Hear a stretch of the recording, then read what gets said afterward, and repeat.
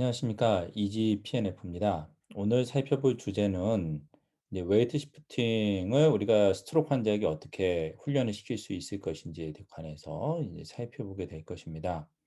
그래서 우리가 이 웨이트 시프팅에 대해서 알아봐야 하는 이유는 우리 환자에게 이제 보행 훈련을 하기에 앞서서 이 웨이트 시프팅이 충분히 이루어지지 않게 되면 뭐 시트 스탠드나 또 보행을 하는 데 있어서 환자에게 올바른 것들을 우리가 알려줄 수 없기 때문에 환자 초기에 웨이트 시프팅을 잘 우리가 훈련시킬 필요가 있습니다.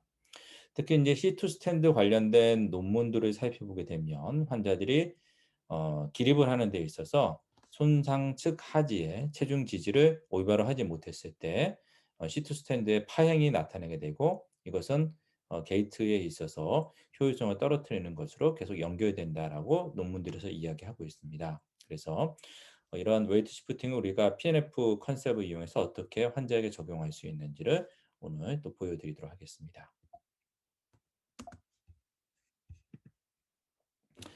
네, 그러면 이제 우선 이 웨이트 시프팅이라는 것이 무엇이냐를 먼저 우리가 살펴볼 필요가 있습니다.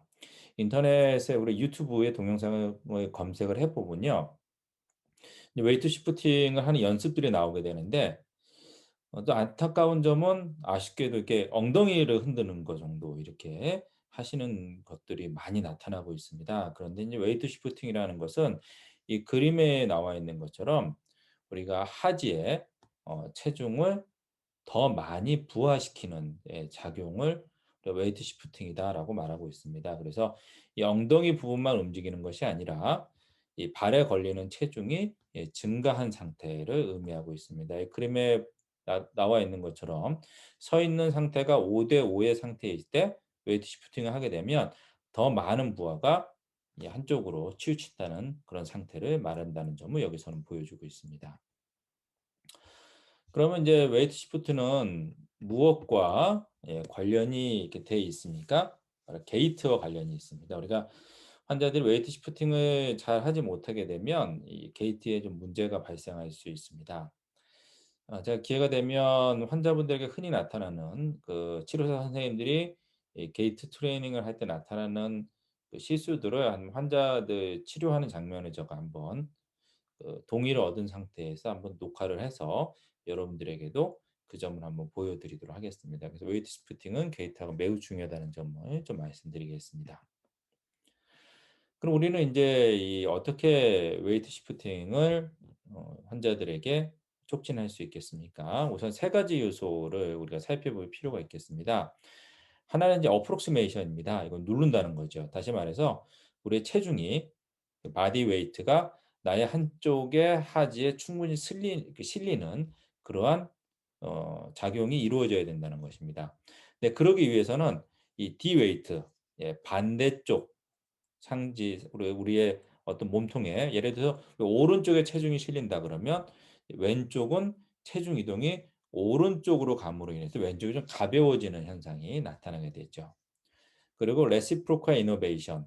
한쪽이 지지가 되면 한쪽을 우리가 들어 올릴 수 있게 됩니다. 그래서 환자들을 치료하는 데 하거나 뭐 게이트를 훈련하든 어떤 뭐든지 할 때 한쪽만 생각하지 마시고 반대편에서 일어나고 있는 신체의 작용을 우리가 잘 생각해 봐야지만 이런 것들 적용할 수가 있다는 것입니다. 그런데 이런 것이 단순히 이 수동적으로 이루어져서는 안 되고 여기 액티브 리에듀케이션이라 그래서 능동적으로 환자들이 그런 것들을 수행을 할 때 환자의 브레인이 변화된다는 점을 말씀드리고 싶습니다.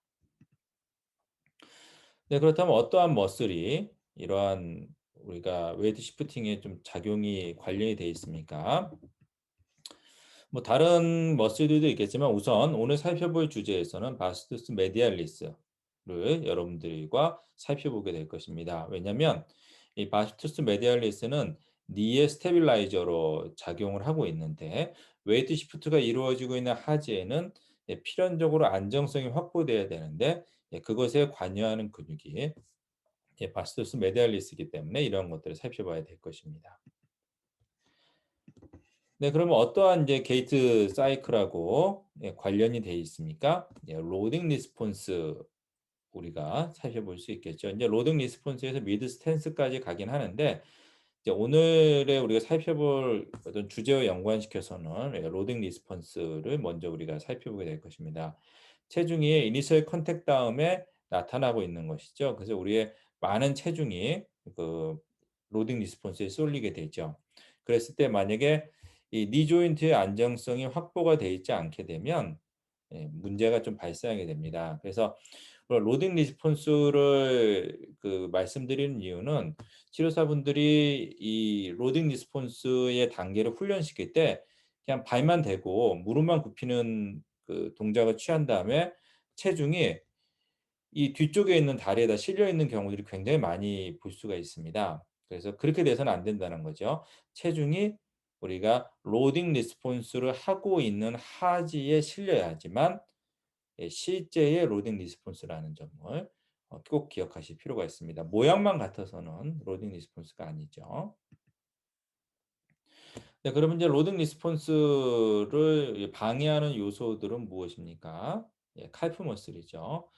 제가 이전에 올렸던 인제 동영상을 좀 참조해 보시면 우리가 칼프 머슬이 어떤 작용을 하는지 앵클과 관련돼서 인제 살펴보게 될 것인데요. 우선 인제 이 칼프 머슬이 타이트니스가 있게 되면 이니셜 스윙을 할 수가 없습니다.